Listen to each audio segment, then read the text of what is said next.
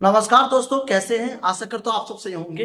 बात करते हैं बीपीएससी यूपीएससी सीटेट एग्जाम में पूछने वाले क्वेश्चंस और आपके लिए जरूरी है। जानते होंगे 16 महाजनपद थे।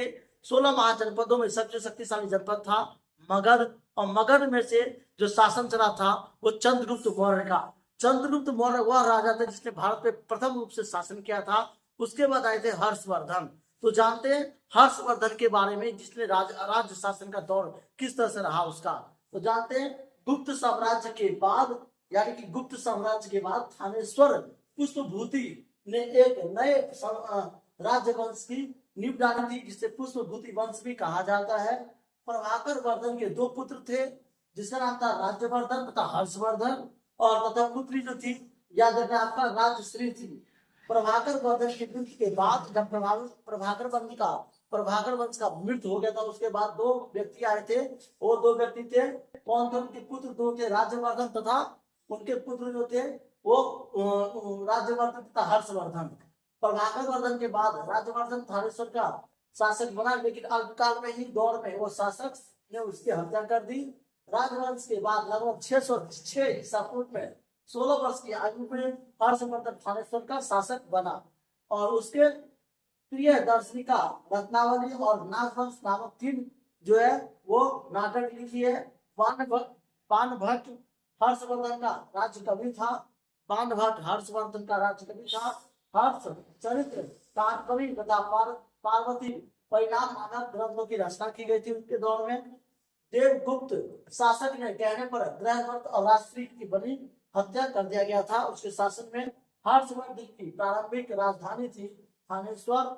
हर्षवर्धन के बाद राजधानी बनाई गई थी कन्नौज को। हर्षवर्धन के दौरान में कन्नौज उनकी राजधानी बन गई थी कन्नौज, हर्षवर्धन के बारे में। और हवेम सिंह ने भारत की यात्रा की 629 से 444 ईसा पूर्व में। हर्ष की नर्मदा किनारे पर पुलकित द्वितीय ने हराया था। हर्षवर्धन को कौन हराया था? याद रखना, पुलकित ने हराया था। पुलकित से संबंधित था चाणक्य वंश से। चाणक्य वंश सबसे शक्तिशाली वंश में से एक था।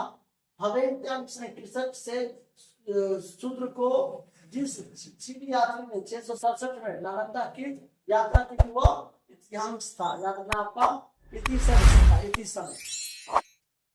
मोक्ष महासम्मेलन जिसमें बुद्ध की प्रतिमा का पूजन हुआ था, हवेम ने प्रवचन दिया और हर्ष के बड़े बड़े दान दिए गए प्रणाम में। यानी सबसे पहले याद करते हैं बौद्ध धर्म के बारे में। बौद्ध धर्म में आपने पहले बता रखा हूँ आपको, और आप जानते हो कि बौद्ध धर्म का जन्म किस तरह से हुआ था, कहाँ उनका जन्म हुआ, कहाँ उनका शासन हुआ था। गौतम बुद्ध सबसे प्रथम राजा में से एक थे। और हर्षवर्धन बहन राजश्री का विवाह मौखी वंश के राजा के साथ हुआ था, ग्राम वंश में। और मौखी वंश के, याद रखना, मौखी वंश के आखिरी शासक था ग्रहवर्धन।